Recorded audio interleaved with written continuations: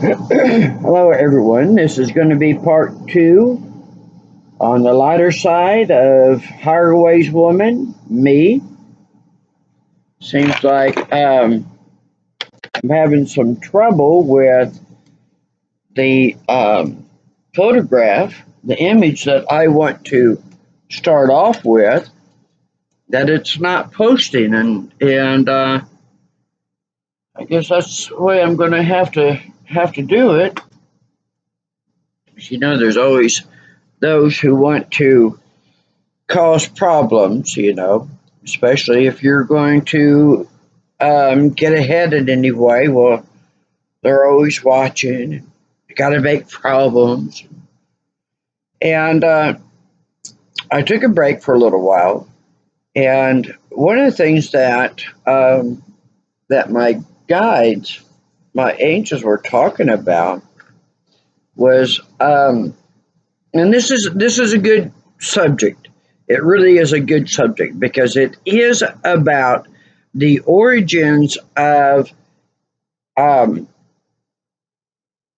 time, when we had time taken away from us, when time was significantly altered. And I'm not really talking about, of course, the Gregorian calendar. They said that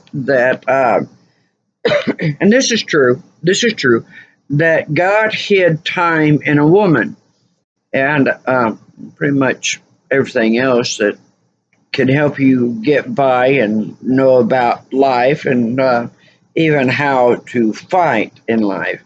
Lots of things that God put in a woman to go, oh yeah, remember? Yeah, I remember that. And just one of the things to kind of help you out is cross that with a woman, and you're going to find out, because she's going to go, not just no, but oh hell no, oh hell no, no, no, no.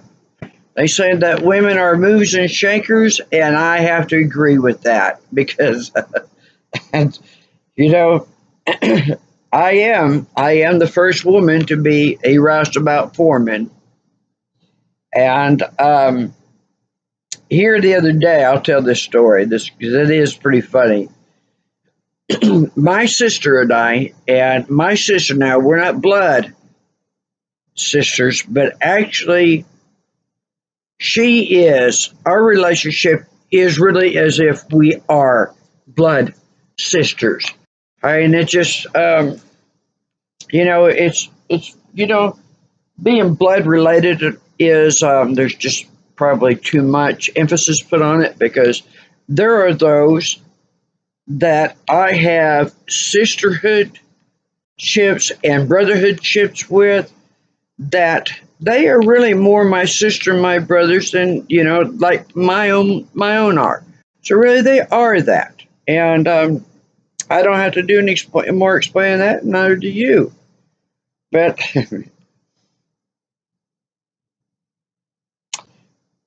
my sister and I we went to Walmart, and because of um, now there's a case, a little background, that Elk City, their brand new multi-million, I think it cost about $4 million to build this brand new medical center, opened its doors in 2009, and by April 2011, CEO Don Eichmann was talking to me about they're losing every single lawsuit against them. They're right at a takeover. He mentions the company name who is wanting to take over. And I don't want Elk Cityans, I don't want these people to lose this hospital, this multi-million-dollar hospital that has the state-of-the-art medical equipment. I mean, there is nothing that they cannot do. And it's one of the greatest gifts that a community can give to itself, because you are securing employment to not only to your now family, but your offspring and their families and their families' families. And we have the technical schools, we got the universities, so we can fill any position. So this right here is one of the greatest skills you can have. And I didn't want him to lose it. And Don Eichmann, the CEO of Great Plains Regional Hospital, came to me, presented this to me. It is the work that I do that I, for a long time, did not share about my background in medicine or criminal law and stuff, because actually the best way that you catch people is to not talk about those things, because if you don't look a certain way, you don't act a certain way, you don't sound a certain way, and if they find out, well, you've had this kind of surgery, well, they're gonna take it, you're pretty good, you're pretty stupid, that kind of. And since the majority of them do not know my background, they have not been to my home, so then they do not know this is me when I was becoming a doctor. I had 2 years. And set my records. If you go to the lighter side of me, part one, you'll know all about that. And then after, yeah, there's an evil side to medicine, yeah, but I was able to overcome it. I had good doctors at that time, and so, they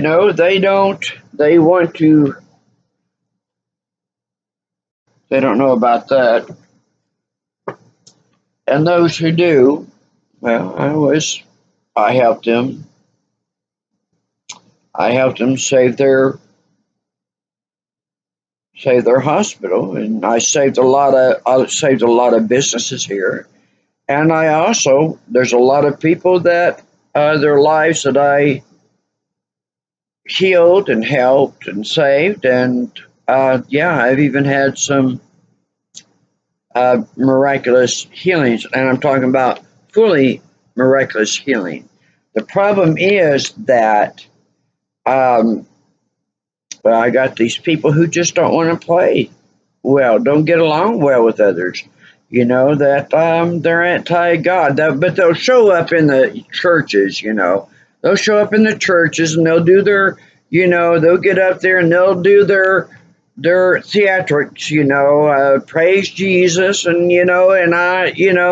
I will give my life. I will stand for the Lord, and I will this, and I will that, and oh, we are the most godly people, and we just follow this way and that way, and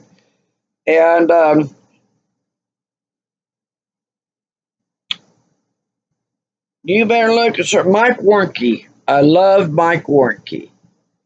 Any of you that are in the Christian faith, that's what I am. I was born and raised in, and that I claim, and I also that I do not adhere to all of it because I'm educated. And I also have the death experience where I was with God in Christ and Moses. Yeah, Moses. And I really don't want to hear anybody make any off color comments, whether it's to what I talk about or anybody else says, because I will ban you. You will be gone. You will be as if you never existed. Because that type of behavior, you're not wanted. You're not wanted. Nobody wants you around. Nobody cares to hear what you got to say. Nobody cares to even see you. But I want to go back to at that time at Walmart. So we're pulling into this one lane, and we'd seen this one vehicle trying to pull out of the handicap space, and there's people like, well, I just don't have time, to let them back out safely, because there's trucks and stuff the way that it is. People are walking and stuff. You could use somebody just stopping and going, hey, pulling out. I may not even need that space, but I'm going to make it safe so you can pull out. Stop traffic, got you. Let you come out. It's not that hard. It's not that hard. To fight against this mentality. I just ain't got time for you, but so anyway, here we are. Well, we need that space, and okay, we're going to stop, let him back out. So here we are. Ain't nobody coming down this way. So here we are. We're like this. We're letting this person there in the second space pull out. 2 lanes down, I see this black sports car.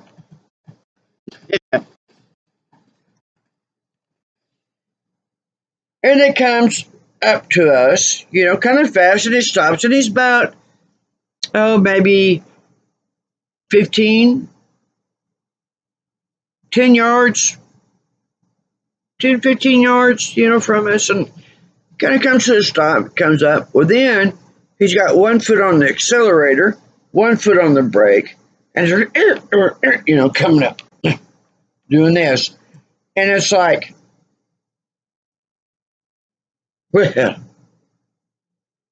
us lowly women should be backing up so his young, majestic backside can come through. Oh, just how could we, us women, not see his car and open up the way? Well, I'm a protector. I've been that all my life. And the sisters that I grew up with, played on teams with. So we took care of each other, and they would come to me if there was inappropriate behavior. I'd line out in a heartbeat. All they had to do is come up, well, so and so is dating so and so, and that person is being mean to one of his sisters, really. Well, I'll take care of that. So I'll show you the reason why that I ran crews of men in the Texas Panhandle, why I was the first woman to be a roustabout foreman. And I ran those crews of men. I didn't have a problem with them men because they were men. They were brothers. And him sitting there coming up like that on me, and I looked at him and went, well, he did the arrogant that. Oh, hell no. Oh, hell no. No, let me tell you, I am going to show you why it is that you don't mess with the older sisters, because that did it. I was sitting there, hitting that locks. I was trying to open up that door because I'm going out after this kid. I'm going to be opening up the door, jerking his butt out of that seat, and I am going to absolutely ream him out. And depending on his replies is going to determine whether he gets to stand up or sit down when he needs to take a tinkle for the rest of his life. And my sister, she's not that type of aggressive person. And she's mad. She's having a heart attack. She don't want me getting out. And I'm trying to get that doggone door lock to unlock so I can get out of it. And I decided to heck with it. I'm rolling down the window. I'll go out the window. I will go out the window because that coming up, and get to where I can basically reach out and touch the hood. Oh hell no, no, oh no. And so the window, she stopped it. The window stops, had that much more to go down, and I'm trying to get out. I'm going to go out that window one way or another. I want him. Oh, I want him. I want him so bad. I can't stand it. I will absolutely tear these doors off just so I can get to him. She's pulling in and stuff, and he's gone. He took out of there. And then we talk about this. She goes, and even with friends around, she goes, "You scared me to death." She says, "I didn't know what you were going to do to him." And I said, "Yeah, he didn't either, but he knew that doing that to me was the wrong thing to do." Because as soon as everything opened up, there wasn't nobody walking by. He was gone. He was gone because when I got out of that doorway and I went to that lane and I'm looking down and he's way down there and he stops and I know that he's pretty far back from the stop sign. He's stopping and he's watching me and I'm blowing up and I'm letting him know that just if I ever see you again, if I ever, it will be in your health, your well-being. It will be to your benefit that we don't ever meet. Yeah, don't mess with the older sisters who know how to make men walk the line, and they be very grateful that you did it. Yeah, yeah, the times of the real sisters and the brothers of real men and women, mature adult men and women. We're almost a dying breed. We've actually have become kind of on the endangered species list, to teach. We are the ones that to pass down that what it is like to be an adult and to be able to not lose your freedom, how to fight for your freedom and to know the ways of the land and know the ways of life and not by those who want to change and alter it, like yeah, time. Hid time in a woman.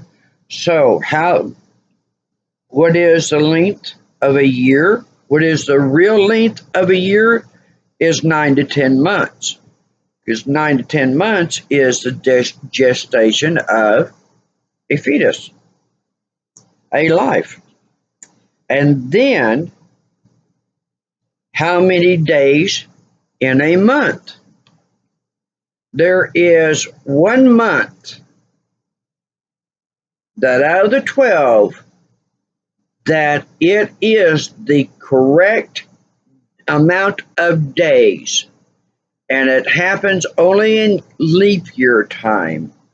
And it is why that when February has that 28 days, why it feels like it is the most in time month we experience. Because it is the menstrual cycle of a woman, which is 25 to 28 days, which I would say that 25 days is more accurate than 28 days. So, actually, a full year should be 9 months. Each month should be 25 days. And no more of these daylight saving times because actually it was interesting to find out. Now we're talking about time. It's interesting to find out that the real reason why we have daylight saving time is because that when the season changed from spring to winter time, that it got dark earlier. So if they would sit there and put an hour backwards, then that gave them an extra hour on the golf course. And so they can sit there and have that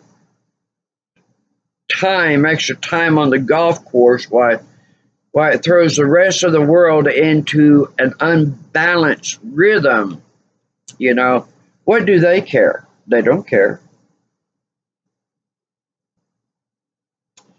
They don't care. It's time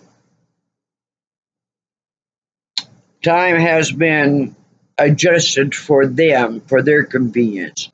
So that means that the rest of the world is going to be an inconvenience. And now, and what am I talking about? Well, let's go to back in, let's go back to the 60s and the early 70s. Let's go back to that time. The time when that people rose up in processions, in parades of protesting. The government, daddy, mommy, government, saw that, and it was so many people showed up to these protests to convey to the government that they are not in agreement with things. And once in a great while, it would be a showing up of support that, yes, this is the decision that they agree with and want to see continue. Okay, now, that's not the one that they're really interested in. The ones that they're really interested in is the ones that where people got together to protest what they knew should not be going on, should not be happening. They want ended, they want the change, and we're not going to have it any other way. And that is, we saw it the most with the Vietnam War. And I'm going to turn this down for a minute. And also, that we were protesting, because see here now, this is something, I'm going to do this very briefly. What most do not know is that the 60s and 70s wasn't about sex, drugs, rock and roll, psychedelics, New Age. That's all government. That's all government military propaganda. No, no. The 60s and 70s were about protesting MK Ultra, mind control, implant, vaccines, because you can see advertisements on TV. Well, you guys can see. I don't watch TV. I haven't watched it in well over a decade or more than a decade. So, but I have seen it. I have seen it where the vaccine advertisements were the ones that they ran in the 70s. It's like, yeah, I remember that one. Bird flu vaccine.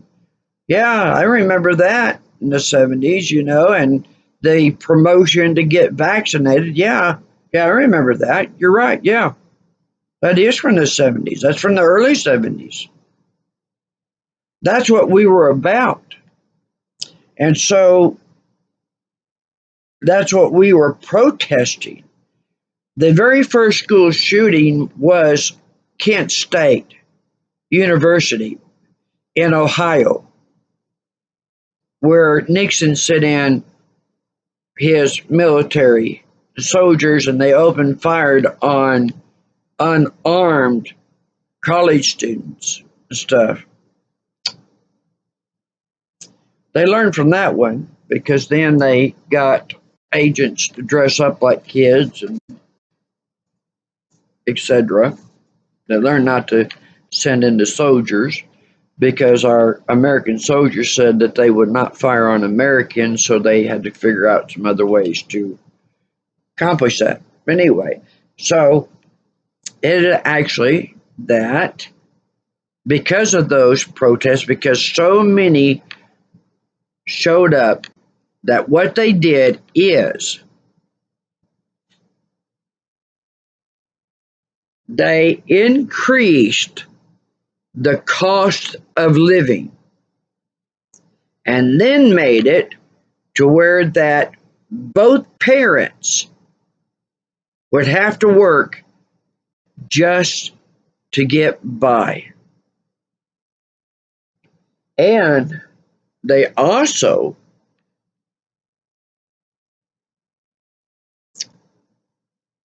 put into the mix. They also put into the mix of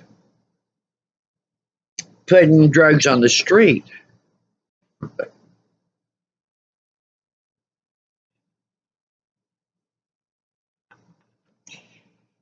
You know, something that you all don't know too much. This isn't too well known, and it needs to be well known.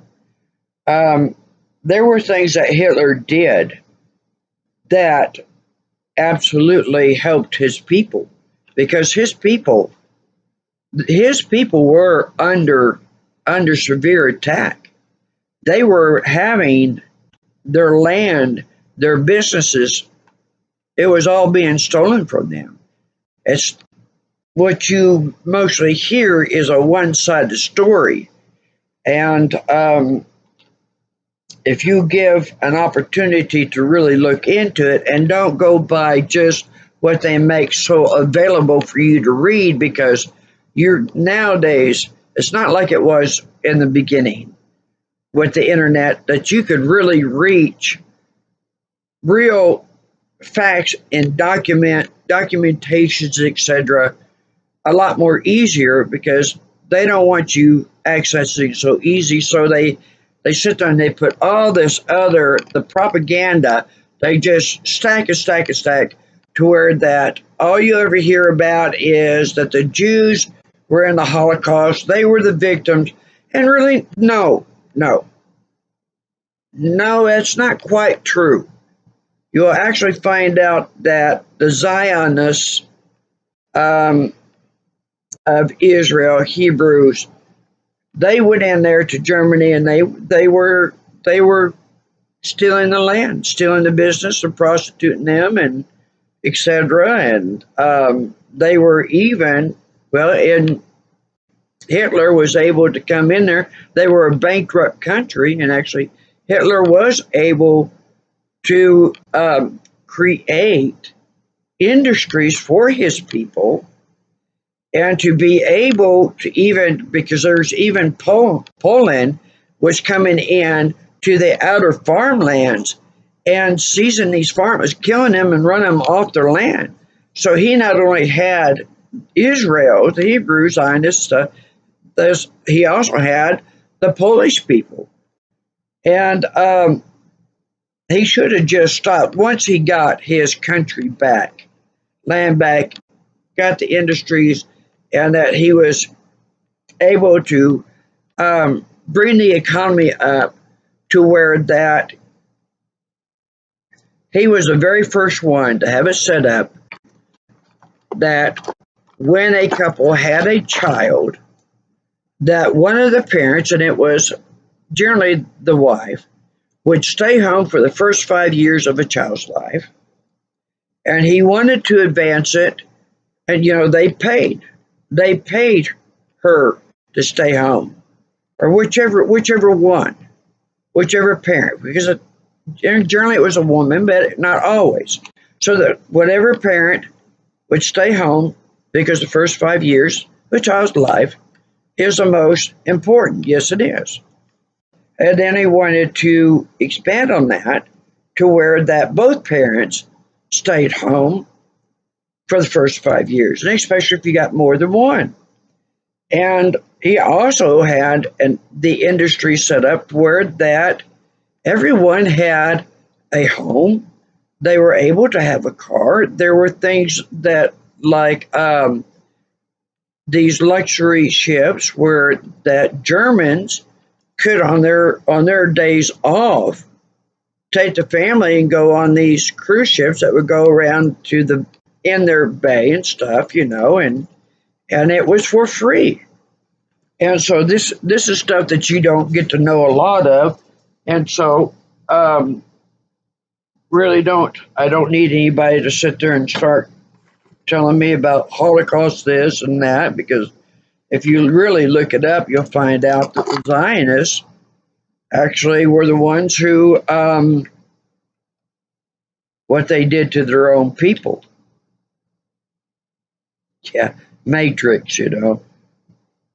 Zion is saved. Zion is saved. The very end of it, it's like if you knew, if you understood that, you'd be going, oh, shoot. Let's hope that ain't prophetic, because I got friends that are true Hebrews Jews, that the Israel Hebrew Zionists, I haven't heard from them for quite a little while.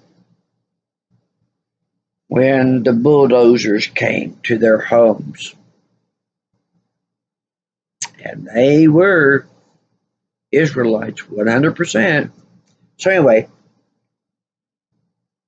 this is not turning so much on the lighter side as I would, but it is things that I wanted to talk about, wanted to share, because you sit there and you see these things, and you know these things, and it's amazing when you have the government just even add on to it that that they got to hold your hand, and they got to come up with these you know um,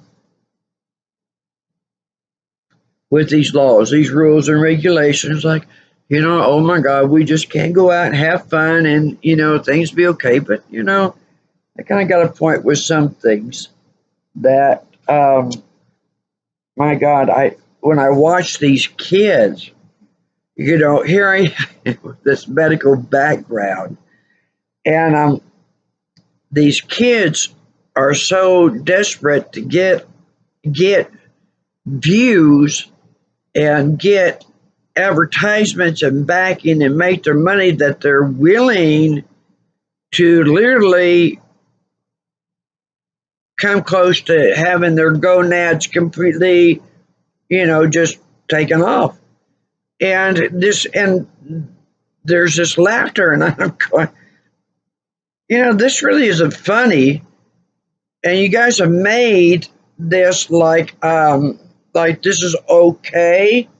This is okay. We'll kind of make a little bit of demand, so that these young males will be sitting there doing these stunts where they're racking their testicles, their gonads, and everybody ha ha ha. And by the time that they reach reproductive age, you won't have to worry about them having children before their time. You know, you won't have to worry about teenage pregnancies, teenage parents, teenage dads. You're not going to worry about that. You won't have to worry about them ever being a parent without being able to adopt.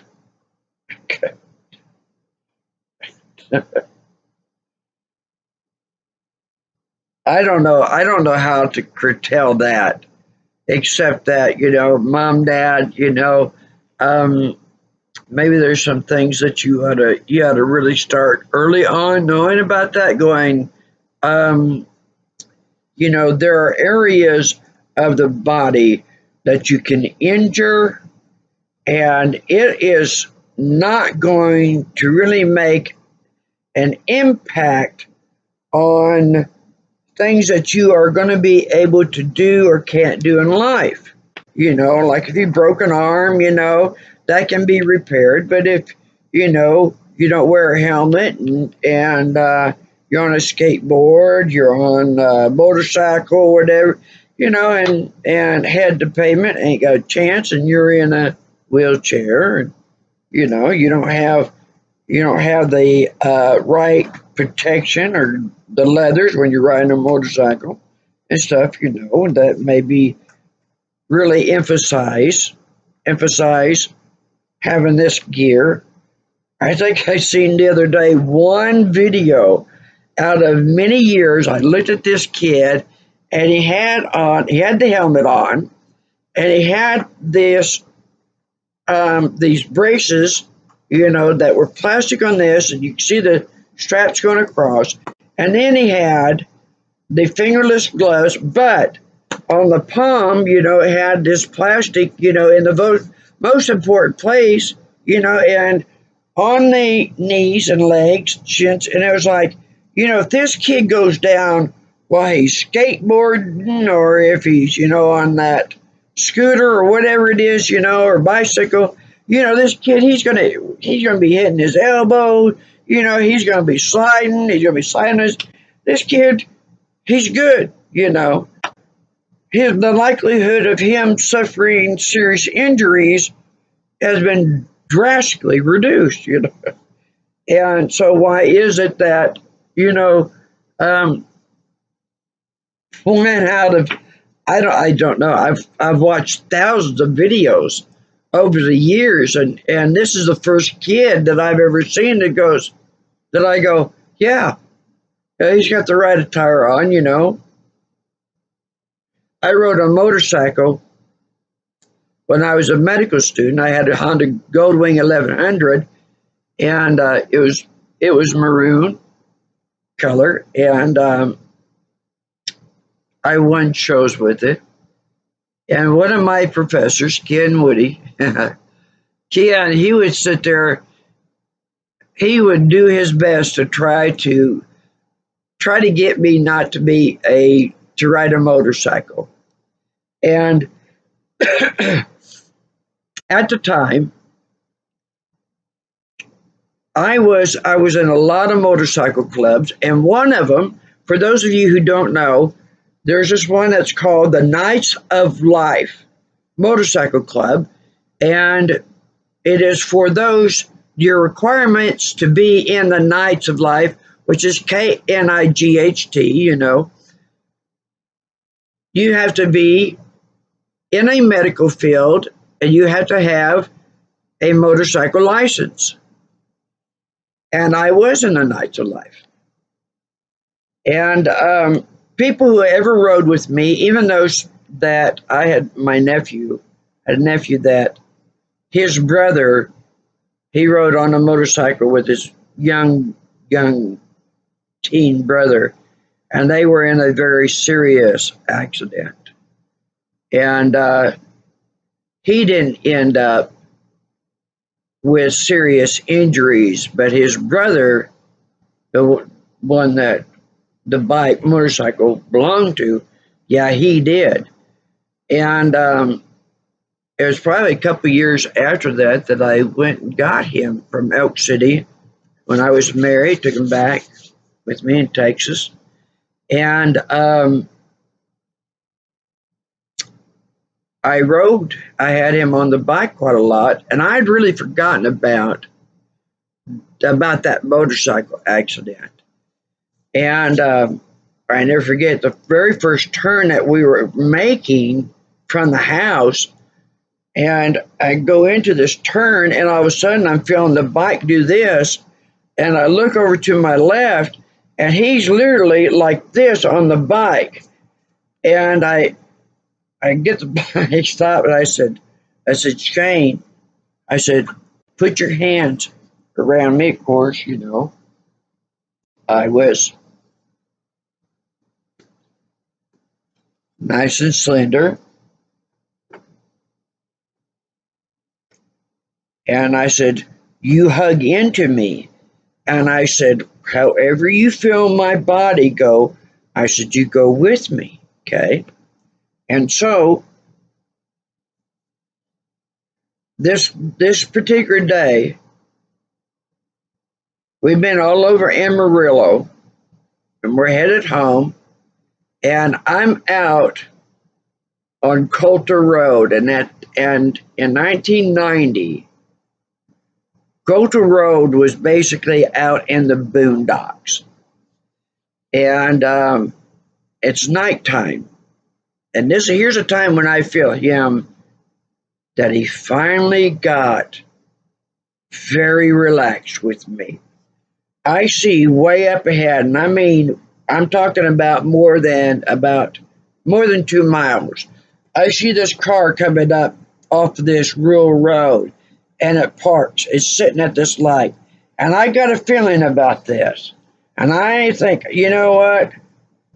I'm going to slow my bike down because I'm going to bet by the time that I get there, this idiot is going to jump out. He's going to jump out in front. And so I decreased my speed significantly. And by the time that I get right up to that intersection, I'm already hitting the brakes and out he comes. Now, nowadays, we know that that's gang stalking. I didn't know that back then. But we know about this kind of stuff because you don't sit there at a stop sign when somebody's over 2 miles away and sit there, you wait until they get right up to that intersection. They jump out. Yeah, they're paid. They're paid.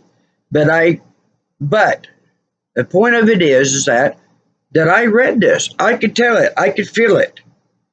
And it was after that the guy went across, and then I picked my speed back up, hit it on cruise control. We sat back, and we're headed home. And I feel my young nephew just relax. And it's one of the best experiences that we could ever have done for him. And like it is with that I had with anybody. And my mother loved to ride with me. And every person who ever rode on the bike with me would tell me that they felt more safer on the motorcycle with me than they felt in a car, which was an incredible compliment. So my medical professor, who is trying his hardest to talk me out of not riding a motorcycle, he'd tell me about, oh yeah, about how this wreck came in. He'd been in medicine many years. Very very good professor, teacher. I love learning under Ken. I love learning from him. And but he would sit there. He'd tell me he'd just keep coming up with just the most horrific ones that either he saw, worked on, and or heard knew about. And I said, I'm not going to stop. I'm not going to stop. I loved it. I loved motorcycles. I love the people in it. I love what we made, what we were making, the reputation of motorcyclists. And for example, I tell you, Mike Warnke, one of the things that I love about Mike Warnke, he talked about that when he became a Christian and when he was done with Vietnam, he actually became a Christian when he was in boot camp. And he used to be a Satanist high priest. And he has a book that's called The Satan Seller, which I highly recommend reading it. And start with his very first cassette, very first recording is called Hey Doc. Get his collection, because I tell you, Mike Warnke helped make the reality of walking with the heavenly beloveds very realistic. He helped us to stop this formatting that you got a preacher up there and this person is teaching you what they believe and what their translations of the Bible, and they're telling you. And so what it is, what that is all about is basically that when you sit there and do your prayers, you're going to sound exactly like that preacher or the teacher, whoever. You're going to sound just like them. You're going to pray and say everything they do.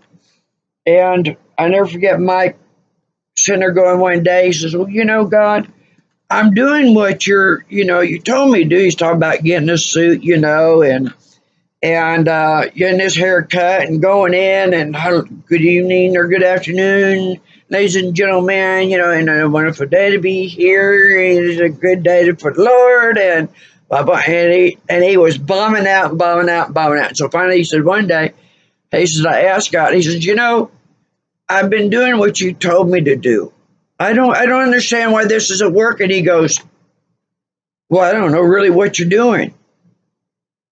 Mike goes, I'm not really good at anything, a lot of this other stuff. But he says, you know what? I'm a good storyteller. And he said, and so this is when I learned about this. Where God, I'm doing what you're telling me to do, God. And he goes, well, I don't know what you're doing, Mike. Well, what do you mean? Well, he said, well, I didn't ask you to go out and be somebody else. Go out witnessing, testifying, etc. as anybody else. I asked you, for you to go do this, to tell others about this, about the messages, about the stories. And he says, and I wanted you, for you to tell them. You as Mike, not somebody else. Just be who you are. For me. For the cause. Just you. And Mike, it really dawned on him about that. And and he helped me a lot in this. It was like, yeah. So going, oh, our dear Lord, thy greatest one, who is above all things, I who has thy greatest son, bestowed unto us all these things, and that these, it's like, hey, God, today it's kind of a crappy day, and, well, this kind of stuff happened, and, I'm really trying to figure it out. I kind of, can you kind of help me, understand it, and, what is it? What is it that you're trying to tell me? What are you trying to teach me? And God goes, da da da. And it's like, yeah, that makes sense. He talks about the cookie cutter Christian, He says, basically, these religions, they tell you that how you're supposed to act, talk, walk, look, everything.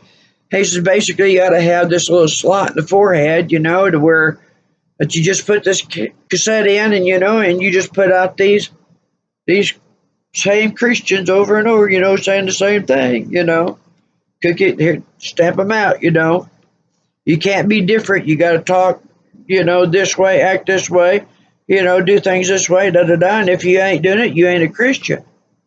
Well, that's not God. That's not reality. It's not reality. And so Mike began dressing as Mike and talking like Mike and talking to God as if Mike was talking to you or me. And I took that on. And actually, it's kind of interesting because that I started having such an incredible walk in my life, a handle in my life, that I had Christians coming up to me and asking me, that's not really one I wanted, that how is it that I had such happiness in my life that I seemed as though, of course, that's kind of the way it's always been in my life, that it always seems like that I never have a hard time with anything because I'm not the kind that sit there and gripes and complains and, drama this, drama that, that it's just a part of life. You just keep going, do the best you can, and, don't try to bring other people down, try to do things. My mama would tell me as growing up, I love her. I love her more than anything.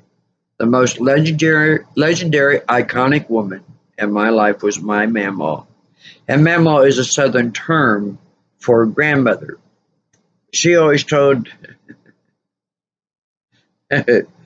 she was a strong woman, very, very strong woman, very strong minded, very high spirited, and also physically strong. And she would tell all of us that don't you ever call me grandmother.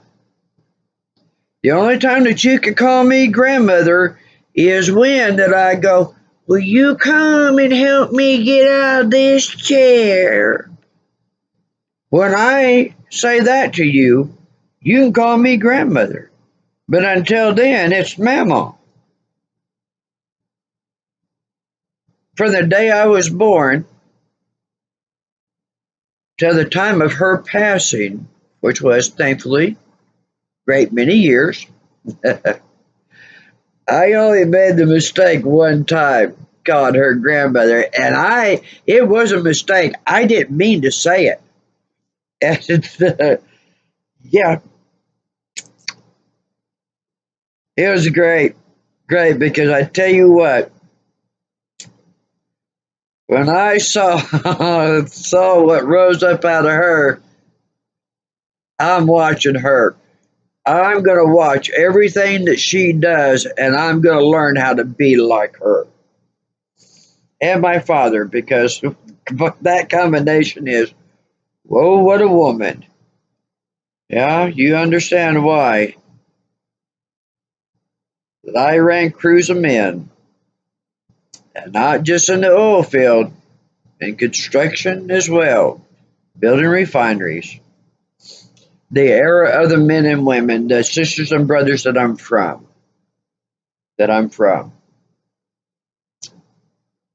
because we know a lot. And you didn't have to say a whole lot. A lot of times you didn't have to say anything. We knew. We knew because we knew what life was about, how life is. Everybody's got hardships. Everybody's got hard times. There isn't anybody out there who's not that have hard times. Nobody's got it easy. Nobody. Doesn't matter if you got a lot of money. Doesn't matter if you got a lot of money. It doesn't mean that things are any easier. You're not starving to death, but it doesn't mean that you're on complete easy street, because there's people always wanting to take what you got. They're always wanting to take it. There's always somebody trying to come up with some way to take you to court. That's Michael Jackson. He had one. He had a guy that decided that he can extort money out of him because Michael was dating his ex-wife, and his ex-wife and kids were going on trips with Michael, and Michael was getting very serious about her, and they're at the proposing to her, and when he decided that he'd pay people to make allegations against Michael. Yeah, there are those people. So having money doesn't mean that you have it completely easy. And Michael, I want to tell you about this. Mike Warnke. I love this line. Because with the way that I started talking with God was exactly like as if I'm talking to a friend. And this makes a big difference, people. This is a big difference. It will make a big difference in your daily spiritual walk. Whoever that you call, whoever you're talking to, that for you to be yourself, don't mimic anybody else. Don't mimic how somebody else prays and mimic their wording and delivery and all stuff. Just be yourself. And one of the things that I would do is that I'd always try to have at least a daily time or a little bit of time, even if it was just a couple minutes, that I would at least have some time I would get in there And it could be this where I go, God, I heard this joke today, and I know you've heard it. I know you heard the joke, but the difference is you haven't heard it from me. So okay, let me tell you about this joke. And I tell you, it was amazing. It really was amazing that how much that my life was lining out, and that it was like I could perceive so much more before it happened or why it happened, and it didn't suck me in near to the severity that it used to. And of course, nowadays, yeah, I'm talking about early 80s, you know, into the 80s stuff. And so that's over 2 decades ago, 3 decades ago. And so today is harder, but but the same applications do work. They really do work. And so I want to tell you this one.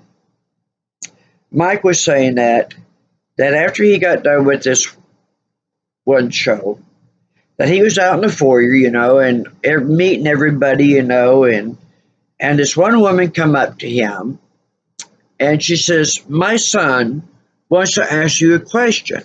And so she grabs him by the arm and brings him around, and here he's kind of hippie type guy, and he says, "Well, I have a question to ask you." Mike goes, "Well, okay."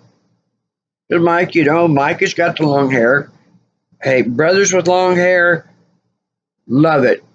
I'm telling you, us women, we love to run our fingers through long hair. If you stop the buzz cuts and stuff, let your hair grow out long, you're going to get the phone numbers, brother, because us women love men with long hair. Us real women do. So, anyway, he goes, "Well, I got a question to ask you." Mike's, "Okay. All right. What is it? What is it?" He said he reaches in his pocket and he pulls out this big joint.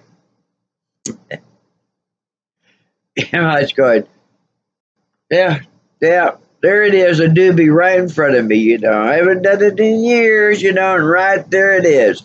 Temptation land." But he goes, "I got a question." And he goes, "Okay, ask it. Ask it. What is your question?" He says, "Do I have to stop smoking this to accept Jesus?" And of course, everybody in the room, he said, "Just stop." And eyes and ears on him. And he said, "No." And he said, all of a sudden, you could see everybody that looked like they just, were just sucked on green persimmons, just ready to lit into him. And he goes, "Well, wait a minute, I don't understand." He says, "Let me ask this. Do I have to stop smoking this to accept Christ in my life? Because that is the Christian faith. That's what they teach." And Mike says, "No." That guy goes, the kid goes, "I don't understand." He goes, "Well, let me explain it to you like this. Do you get cleaned up to take a bath?" He goes, "No." He says, "Well," he said, this is what it's like to come to the Lord or to get into where you get yourself cleaned up." He says, "You come as you are. You come as you are." And he said, and then Christ, the angels, Christ will begin to work in your life, showing you the things that you need to remove from your life, and the things that you need to bring into it, and the things that you need to work on. That's how it works. And it was like, there, bravo, bravo, there you go. That's what it's like. And so those of you that are out there that are fighting addictions, fighting self-harm and sabotaging, those of you that are getting stuck in the rut of these types of religious mentalities, get a hold of Mike Warnke's, get a hold of his tapes and his books, and you listen to him, and know that that is, you could tell what is the powers that are where they got their hands into things, because the thing that they always do is everything is like, or like an archaeological dig. They made a new discovery. Earthquake or flooding. So open up. Here's a new discovery. Oh, what'd you find? Anything new? Oh, well, yeah, we were showing that the kings were just terrible back then. Yeah, terrible. Lots of wars, lots of slaughtering. Pilfering. And oh yeah, terrible, cruel brutality. Oxen, pulleys, ropes, and oh yeah, all these things that took decades, hundreds of years to build. Oh yeah, oxen, pulleys, cattle, catapults, counterweights. All, yeah. You're going, yeah, right. It's always the same, isn't it? It's always the same story. It's never anything else but cruelty, brutality, slaughter, degradation. Oh, terrible, terrible, terrible. Yeah, because they don't want you to know the real truth that there are evidences of very advanced civilizations, and no, they didn't use oxen and pulleys, and they didn't use hammer and stones to cut all these million blocks, build these pyramids. You can always tell when it's them getting in place, because it never changes. It's always old ways. And one of the things that I notice a lot about religions, and especially in my religion, is that the teaching of, now you better be thankful for your labors. Yeah, better be thankful. You know, better be thankful that. Yeah, that's the way, because that's the way it is. Yeah, it's all hardships, you know. Be with God, Jesus. Devil's always taking down, causing hardship. Causing hardship, yeah. And it's, God's putting us to a test. God's testing. God's testing. See if you love him. It's like, you know what? I tell you what, I was very young and I thought, if this God is that insecure where he's got to beat me, hurt me, suffer me, take away from me, all these terrible things, oh, do you love me? If that is such an insecure, really screwed up God, I don't need that type of God. And I have a saying that really defines a lot in my faith. And I don't, I hope that you understand listening to me real close, because I am not saying that Christianity is all bad, because if you're thinking that, then you're not listening to me. There are areas that are not of that faith, that have people gotten their hands into it and have altered it. That's why that if you're going to study something, that's why you try to get all the books you can on it, whatever the subject is. And when it comes to religion, you better get your hands on as much of it as you can. Because the one thing that they don't want is freedom of thought, because that means that you are probably not going to be laboring and putting in your money, your hard-earned money, into their offering plates, and listen to them tell you that you better be thankful for your labors and your hard work and your impoverishment and stuff.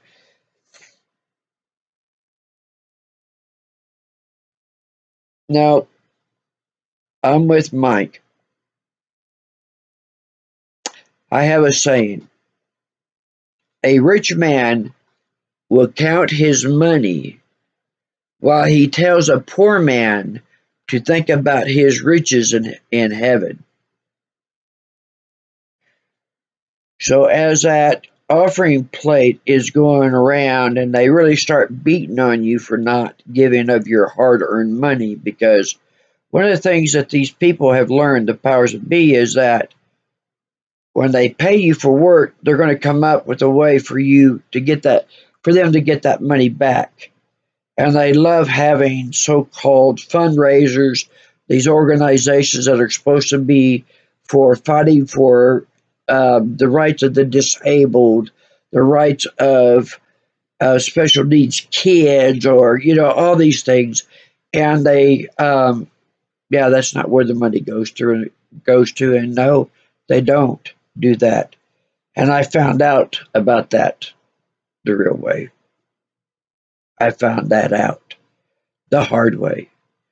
That they are only about getting your money. They aren't about helping you.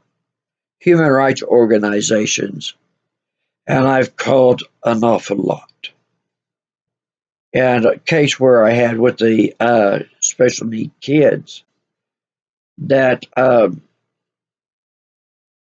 those organizations that were created to help those kids out, and I had those special needs kids that I was rescuing, and what they were doing to them, it fits exactly what those organizations were supposed to be about.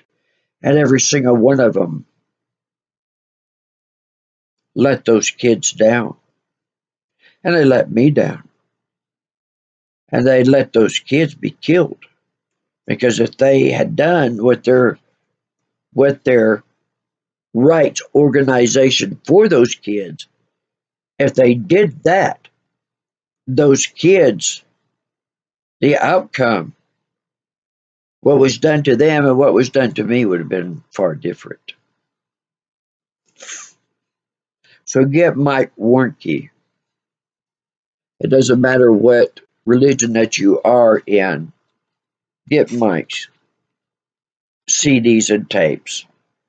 And I'm going to tell you, you're going to have a much better walk in your life, a much better communication. And I think with this, I'm going to end this tonight. I'm at the a little over 1 hour. Um,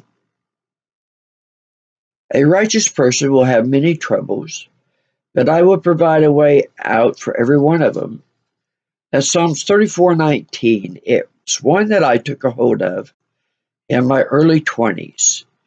And when something would happen, I would ask, I would say that, and then I would say, where's my way out? And watch your angels, whoever you call them, your angels, your guides, your God, goddesses, higher power, soul, creator, whatever. Go, where's my way out? And watch what happens.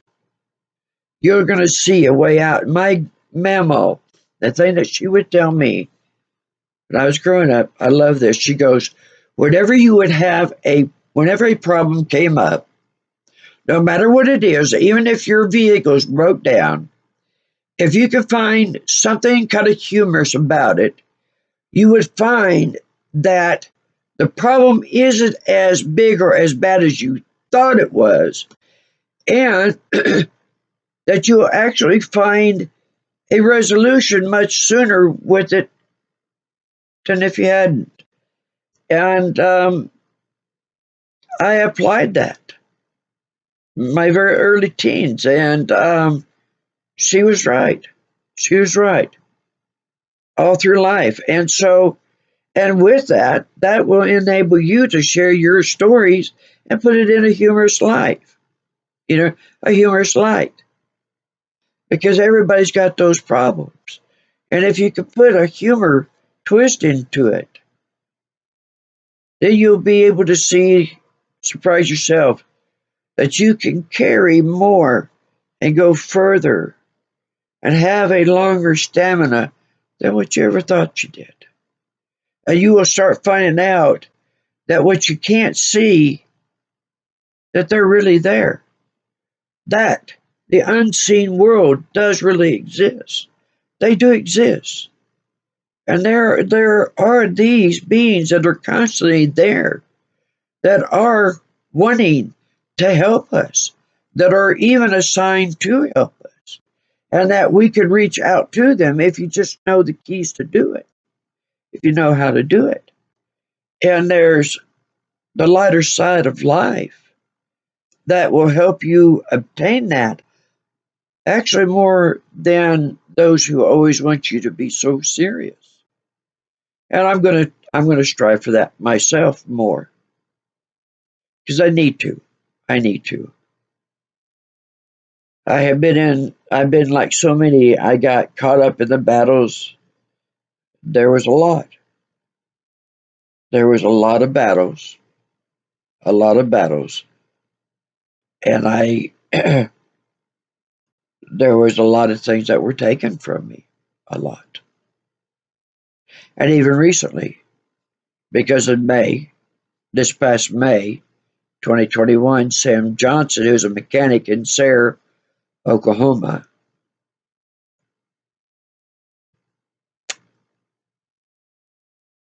a long time, a long, long time, hardships to save up $3,000 to get my truck mechanically roadworthy. And he lied about doing any of the mechanical work. Didn't fix the brakes. And so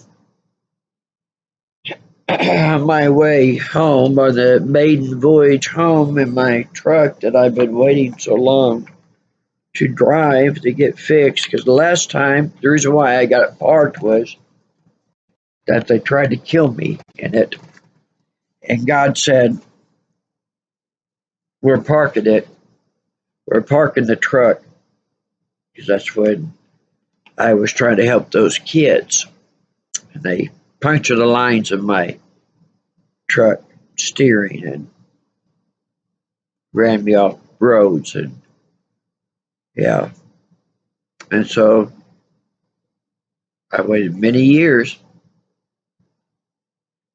to get behind it, to finally drive it. And this guy, I guess he thought that, well, put me behind a machine that can go through homes and can cause mass destruction and kill, that's one way to cover up his embezzlement. And I can't get anybody over in Sayre. The police department, the DA knows about it. It isn't a civil case. It's attempted murder. It is theft by deception, grand larceny. It's over, a certain amount. And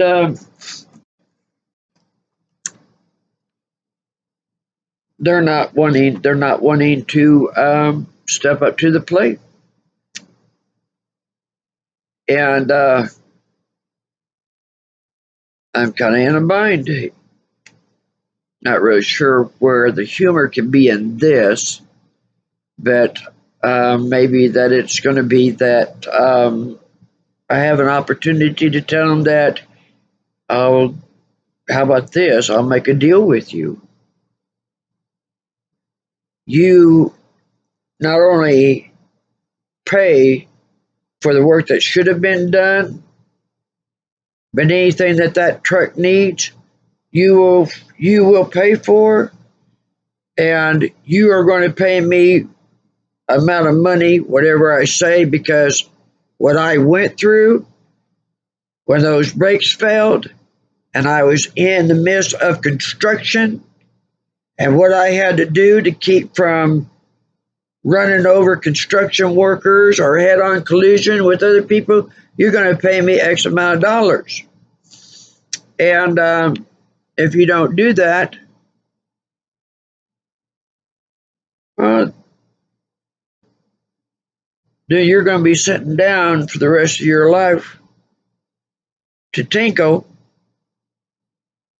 And I'm going to put some of the biggest, baddest angels. You'll find out why in the Bible that some said that when they saw angels, they were so terrified, they about lost controls of their bowels and their bladder and went to their knees.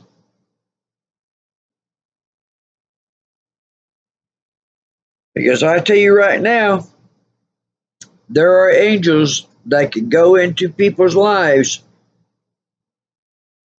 and they can straighten you up, make you real smart real quick.